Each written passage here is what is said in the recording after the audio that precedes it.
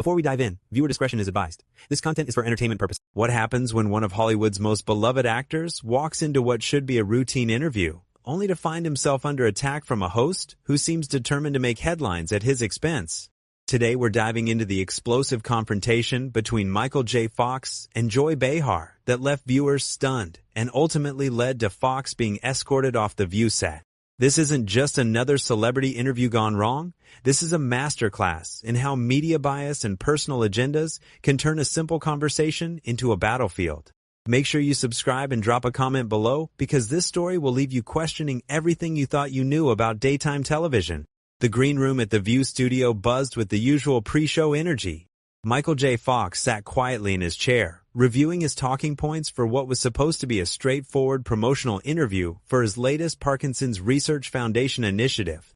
His publicist, Sandra, paced nearby, checking her phone for last-minute updates. "Michael, they've bumped up your segment. You're going on in the first block instead of the second," Sandra informed him, her voice carrying a hint of concern. "That's fine," Michael replied, his voice steady despite the slight tremor that had become more pronounced over the years. "I'm ready to talk about the Foundation's new research partnerships. The work we're doing with stem cell therapy is really promising." What Michael didn't know was that in the main studio, Joy Behar was having a very different conversation with her producers. She had just finished reading through her notes, and her expression was far from pleased. "I don't understand why we're giving this guy a platform," Joy muttered to her producer Rachel, who stood beside her desk. "He's been pushing this research agenda for years, and frankly, I think people are getting tired of the sob stories." Rachel shifted uncomfortably. "Joy, the audience loves Michael J. Fox. His foundation has raised millions for Parkinson's research, and he's incredibly respected." "Respected by who?" Joy shot back, her voice taking on that familiar edge that regular viewers knew all too well. "Look, I get that he's sick, but that doesn't mean we have to give him a free pass to promote whatever cause he wants. This is supposed to be a news show, not a charity telethon." The other co-hosts, Whoopi Goldberg, Sarah Haynes, and Alyssa Farah Griffin, were reviewing their own notes when they overheard Joy's comments. Whoopi looked up with a frown. "Joy, what are you talking about? Michael J. Fox is coming on to discuss breakthrough research that could help millions of people. That's exactly the kind of story we should be covering." Joy waved her hand dismissively. "Whoopi, you're too soft. This guy's been dining out on his diagnosis for decades. At some point, we need to ask the hard questions. How much of this foundation money is actually going to research versus administrative costs? Why should taxpayers fund stem cell research when there are other priorities?" Sarah Haynes looked genuinely confused. "Joy, his foundation has one of the highest efficiency ratings of any major charity. Over 85% of donations go directly to research funding." "According to who?" Joy challenged. "According to his own foundation's marketing materials? Come on, Sarah, you're smarter than that." Meanwhile, back in the green room, Michael was doing his final preparation when Sandra's phone rang. It was Rachel, the producer. "Sandra, I need to give you a heads up." Rachel's voice was tense. "Joy seems to be in one of her moods today. She's asking some pointed questions about the Foundation's finances and research methods. I just wanted Michael to be prepared." Sandra's face darkened. "What kind of pointed questions? This was supposed to be about the new stem cell partnerships and the progress they're making." "I know, and that's still the plan. But Joy has been vocal about wanting to ask tougher questions. She feels like Michael gets too easy of a ride in interviews." "Are you kidding me?" Sandra's voice rose slightly. "Michael J. Fox gets an easy ride? The man has been living with Parkinson's for over 30 years and has dedicated his life to finding a cure. What exactly does she think is soft about that?" Michael, overhearing the conversation, gently touched Sandra's arm. "It's okay. I can handle whatever questions she has. I've been dealing with skeptics and critics my entire career. The research speaks for itself." But as the minutes ticked by and they were called to the set, even Michael couldn't have anticipated just how hostile the environment was about to become. As he walked through the backstage area, he could hear Joy's voice echoing from the studio, and her tone was anything but welcoming. "Ladies and gentlemen, our next guest claims to be making groundbreaking progress in Parkinson's research. But today, we're going to dig a little deeper into what that really means," Joy was saying to the live audience during the commercial break. Whoopi shot her a warning look. "Joy, let's keep this professional." "I am being professional, Whoopi. Professional means asking the questions that other interviewers are too starstruck to ask. As Michael made his way to the guest chair, the studio lights felt unusually bright, and the atmosphere was charged with an energy that felt more like a courtroom than a talk show. He settled into his chair, adjusted his microphone, and smiled at the panel of co-hosts. Though he couldn't help but notice, Joy's expression was notably cold. "Welcome back to The View," Whoopi announced as they returned from commercial. "We're here with actor and activist Michael J. Fox, who is here to talk about his foundation's latest research initiatives." "Michael, it's great to have you here," Sarah said warmly. "Can you tell us about these new partnerships you formed with research institutions?" Michael smiled, grateful for the softball opening. "Thank you for having me. We're really excited about our collaboration with Johns Hopkins and Stanford. We've identified some promising pathways for stem cell therapy that could potentially slow or even reverse some of the motor symptoms of Parkinson's." "That sounds amazing," Alyssa chimed in. "How close are we to actual treatments being available to patients?" "Well, we're still in early trials, but the preliminary results are encouraging. We're looking at a timeline of perhaps 5 to 7 years before we might see these therapies widely available, assuming continued funding and regulatory approval." It was at this moment that Joy decided to pounce. "Michael, I have to ask you something that I think our viewers are wondering about," Joy interrupted, her voice taking on a prosecutorial tone. "You've been running this foundation for over 20 years, and you're always asking for more money, more donations, more government funding. At what point do we say enough is enough?" The studio fell silent. Michael's expression shifted from surprise to confusion. "I'm sorry, Joy, I'm not sure I understand the question." "Well, let me be more direct," Joy continued, leaning forward aggressively. "Your foundation has raised hundreds of millions of dollars, and yet here you are, still asking for more money, still promising breakthroughs that seem to always be just around the corner. Don't you think people have a right to question whether this is really about finding a cure, or just about keeping the Michael J. Fox brand alive?"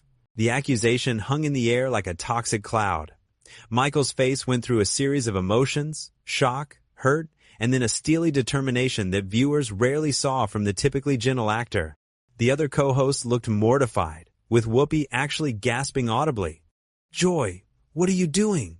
Whoopi whispered, but her microphone picked it up, broadcasting her dismay to millions of viewers. Michael took a deep breath, his hands visibly trembling, not just from his condition, but from the sheer audacity of what he'd just heard. When he spoke, his voice was quiet but firm. "Joy, I have to say, in 35 years of doing interviews, that might be the most insulting question I've ever been asked." "Oh, come on, Michael," Joy shot back, completely undeterred. "Don't play the victim card with me. You've built an empire on this disease. Book deals, speaking fees, foundation galas, where celebrities pay thousands of dollars to feel good about themselves. At some point, someone has to ask the hard questions." Sarah Haynes looked like she wanted to crawl under the table.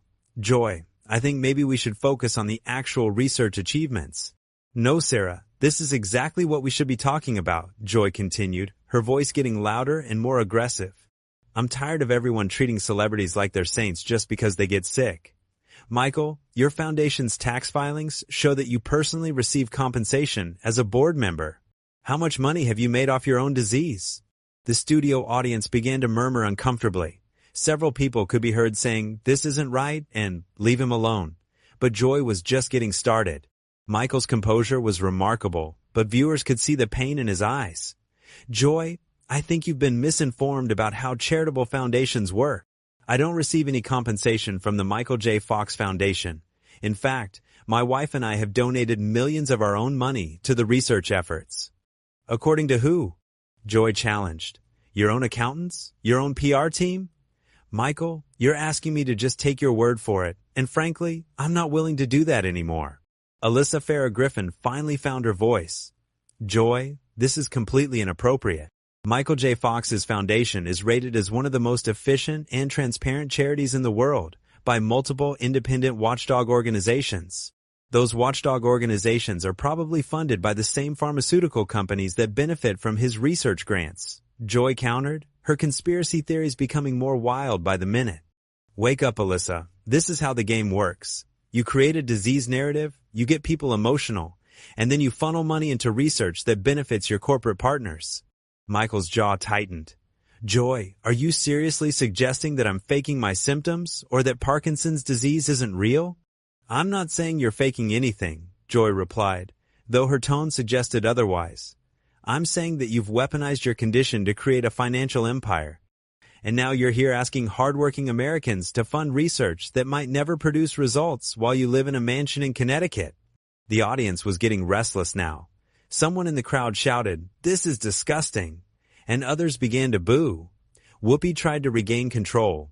"Okay, we need to take this down a notch," Whoopi said, but Joy wasn't finished. "No, Whoopi, we don't need to take anything down.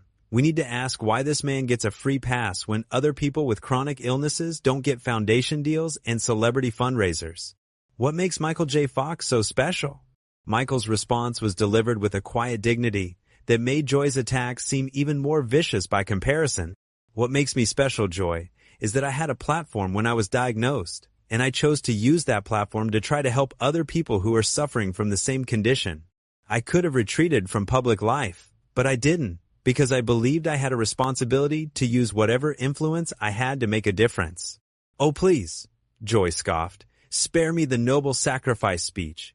You used your diagnosis to revive a career that was already declining. Family Ties was over. Your movie career was stalling.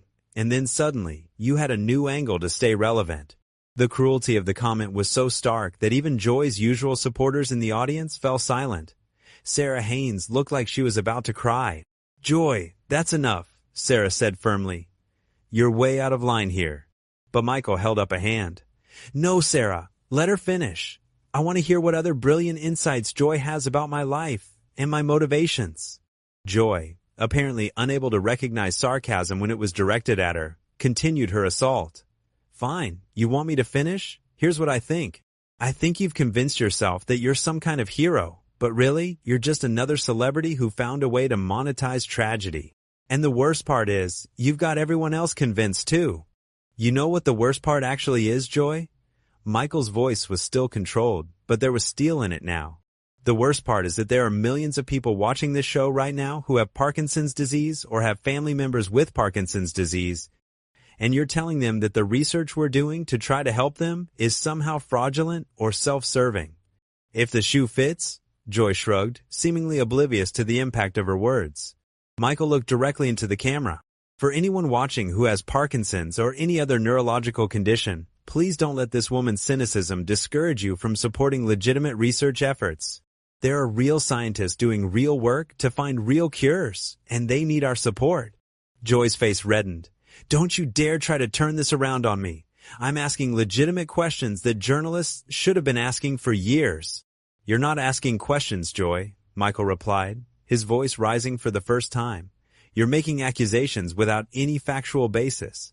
You're spreading conspiracy theories about medical research, and you're doing it to a person who is living with the very condition you're claiming is being exploited." "I never said the condition was being exploited," Joy backtracked slightly. "I said you were exploiting it." "That's even worse," Whoopi interjected, having heard enough. "Joy, you need to apologize right now." "I'm not apologizing for doing my job," Joy shot back. "Someone has to hold these people accountable." Michael leaned forward in his chair. "Hold me accountable for what, exactly? For dedicating my life to trying to find treatments for a disease that affects over 10 million people worldwide? For using whatever platform I have to raise awareness and funding for research? For continuing to work and advocate even as my own symptoms get worse? For making millions of dollars while doing it?" Joy replied without missing a beat. The studio erupted, the audience began booing loudly, and several people stood up and headed for the exits. Whoopi was frantically signaling to the producers to cut to commercial, but Joy kept talking. "You all can boo me if you want, but somebody has to ask these questions. Somebody has to point out that Emperor has no clothes." Michael's response was measured and devastating. "Joy, the only person here without clothes is you. You've exposed yourself as someone who would rather attack a person with a chronic illness than do 5 minutes of research about the work his foundation actually does." The tension in the studio had reached a breaking point. Joy's face was flushed with anger, and she seemed completely oblivious to the fact that she had lost not just the audience, but her own co-hosts as well. What happened next would go down as one of the most shocking moments in daytime television history. "You know what, Michael? Joy's voice took on a mocking tone that made everyone in the studio cringe. Maybe if you spent less time at fancy galas and more time actually in the lab, you might have found a cure by now. The comment was so cruel, so completely tone-deaf, that it seemed to suck all the oxygen out of the room. Michael's face went pale, and for a moment, his trademark composure finally cracked. "Excuse me?" Michael's voice was barely above a whisper, but the hurt in it was unmistakable. Whoopi had heard enough. "That's it. We're done here. Joy, you've completely lost your mind." But Joy wasn't backing down. "I'm lost? I'm the only one here with the courage to ask real questions. Everyone else is too starstruck to do their job. My job," Sarah Haynes said, her voice shaking with emotion, "is not to attack guests who come here in good faith to discuss important issues. My job is not to spread conspiracy theories about medical research." "Oh, spare me the righteousness, Sarah," Joy snapped. "You're all acting like I committed some kind of crime. I asked tough questions. That's what journalists do." Michael finally stood up from his chair, his movement deliberate and dignified despite the visible tremor in his hands. "Joy, I've been interviewed by some of the toughest journalists in the world. Mike Wallace, Barbara Walters, Anderson Cooper. None of them ever felt the need to question my basic humanity or suggest that I was profiting from my own suffering." "Well, maybe they should have," Joy shot back, seemingly incapable of recognizing when to stop. "No." Michael's voice was firm now, stronger than it had been all morning. "Maybe you should learn the difference between journalism and cruelty. Maybe you should understand that asking tough questions doesn't mean abandoning basic human decency." The audience erupted in applause, a thunderous response that lasted nearly 30 seconds. Joy looked around, clearly frustrated that her attacks weren't resonating with anyone. "You can all applaud if you want," Joy said into her microphone. "But in 6 months when he's back here asking for more money with another sob story, remember this conversation." That was the final straw. Michael looked directly at Joy, and when he spoke, his words carried the weight of 3 decades of experience dealing with his condition and the people who doubted him. "Joy, I want you to listen to me very carefully. In my 30 years of living with Parkinson's disease, I have met thousands of patients and families who are dealing with this condition. I have seen people lose their ability to walk, to speak, to feed themselves. I have watched brilliant minds trapped in bodies that no longer respond to their commands. And in all that time, through all of that pain and struggle, I have never encountered anyone as callous and cruel as you have been here today." The studio was dead silent. Even the camera operators had stopped moving. Michael continued, "You want to question my foundation's finances? Fine, they're public record. You want to question the effectiveness of our research? Great. Talk to the scientists at Harvard, Stanford, and Johns Hopkins who are doing the work. But don't you ever suggest that people who are suffering from neurological diseases are somehow less deserving of help because you don't like the messenger." Joy, for the first time all morning, seemed momentarily speechless. But she quickly recovered her antagonistic stance. "I never said people don't deserve help," she protested weakly. "Yes, you did," Alyssa Farah Griffin interjected. "You said it when you suggested that Michael's foundation is somehow fraudulent. You said it when you implied that Parkinson's research is a scam. You said it when you mocked him for not finding a cure fast enough." Michael began removing his microphone. "I came here to talk about hope, to talk about genuine scientific breakthroughs that could help millions of people. Instead, I've been subjected to a character assassination based on nothing but cynicism and conspiracy theories." "Where are you going?" Joy demanded, as if she had any right to control the situation at this point. "I'm leaving," Michael said simply. "I don't have to sit here and listen to someone question my integrity and my motives when all I've ever tried to do is help people who are going through what I'm going through." Whoopi stood up as well. "Michael, I am so sorry. This is not what The View is supposed to be about." "I know it's not, Whoopi," Michael replied graciously. "You've always been a class act. This isn't on you." But Joy wasn't finished. "You can walk out if you want, but that doesn't change the questions I raised. Running away doesn't make you right." Michael stopped and turned back to face her one final time. "Joy, I'm not running away from your questions. I'm walking away from your cruelty. There's a difference, though I don't expect you to understand it." "Don't be so dramatic," Joy called out as Michael headed toward the exit. "This is what real journalism looks like." Michael paused at the edge of the set and addressed the audience directly. Ladies and gentlemen, real journalism is about seeking truth and informing the public. What you witnessed here today was something else entirely. To anyone watching who has Parkinson's or any other condition that affects your daily life, please don't let this discourage you from advocating for yourself and seeking the help you deserve. As Michael walked off the set, the audience gave him a standing ovation that lasted over a minute. Several people in the crowd were openly crying, and many were shouting support for him and criticism of Joy. Joy, incredibly, seemed to interpret this as vindication. See, this is exactly what I'm talking about. He can't handle tough questions, so he plays the victim and gets everyone emotional. Sarah Haynes had tears in her eyes. Joy, what you did here today wasn't journalism. It was bullying. It was cruel, and it was wrong. I disagree, Joy replied defiantly, and I'd do it again. The producers were frantically signaling from off camera, trying to get the show back on track, but the damage was done. Whoopi looked directly into the camera. We're going to take a break, she announced, her voice heavy with emotion. When we come back, we'll have a very different conversation. But as the camera stopped rolling and the studio lights dimmed, it was clear that something fundamental had shifted. Joy sat alone at the panel, isolated from her co-hosts and facing an audience that had completely turned against her. Meanwhile, backstage, Michael J. Fox was surrounded by crew members and staffers who wanted to apologize for what they had witnessed. The confrontation that was supposed to be Joy's moment of journalistic triumph had instead revealed her to be exactly what Michael had called her, cruel and callous, someone who would weaponize another person's suffering for the sake of creating controversy. For viewers at home, the choice between the dignified man fighting a devastating disease and the host who attacked him for it wasn't really a choice at all. As Michael left the building that day, he carried himself with the same grace and dignity he had shown throughout his career. Joy Behar, on the other hand, had shown the world exactly who she really was, and no amount of backtracking would ever erase that revelation. The interview that was supposed to promote hope and scientific progress had instead become a masterclass in the difference between asking tough questions and simply being tough to watch. And for anyone who witnessed it, the real question wasn't about research funding or celebrity activism. It was about basic human decency and whether some people simply don't possess it.